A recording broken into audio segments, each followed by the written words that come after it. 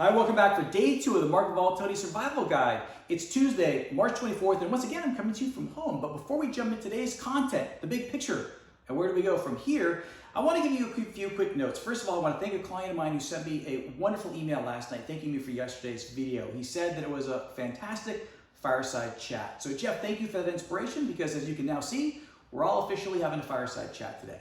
Secondly, I want to tell you that we're really focused on bringing this content just as quickly and efficiently as we can. Because we're working remotely, we don't have the benefit of the tools that we normally have at our disposal in the office to enhance these videos with things like graphic overlays and charts. But the content delivery is really what we're focused on. Lastly, as you can see, I'm now very casual here working from home, fully embracing this dynamic and wearing my daytime pajamas as we call them.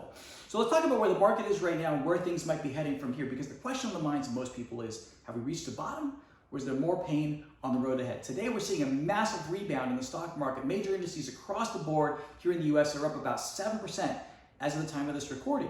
We reached out to Ned Davis Research, a fantastic institutional research firm, to find out from them where they see things in the future, as well as Goldman Sachs and JP Morgan to see what their outlook is. Now, Goldman Sachs told us that what we are experiencing is the beginning of the worst economic contraction that we witnessed since the Great Depression.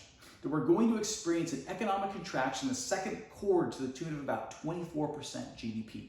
And that corporate earnings will slide this year by about 33%.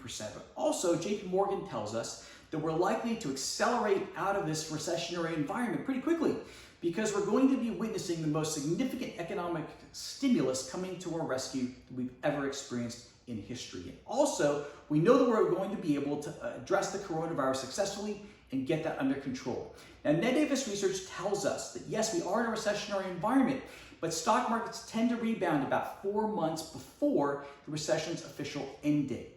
Now, Goldman Sachs is telling us that they see the market possibly bottoming about 2,000. That's about 10% below where the market was yesterday. On the other hand, I will tell you that the JP Morgan outlook was a forecast of about 2,280 for the S&P 500, and we actually breached below that level yesterday and are above that level today at around 2,400. But Goldman Sachs also tells us that they expect to see the market higher, significantly higher by the end of the year. And the S&P 500 could end up at 3,000. That's only about 7% below where the market began the year, but about 27% above where it was yesterday. So if you're sitting there questioning, what do you do now? Is this now the time to take advantage of this bounce today and get out of the market totally? Or is this an alternative time to gradually ease in and take advantage of the low levels that we've seen for stock prices? And I would tell you that fear is never a great investment guide, but especially in a period of extreme pessimism, you want to lean towards optimism. Because in all likelihood, we'll look back on this period today and not regret taking advantage of it. That we'll be able to say that this was a period of great opportunity. With that, I'm going to leave you for today, but tomorrow I'll be back and share with you a perspective of some of the most successful investors in history and how they view this environment today.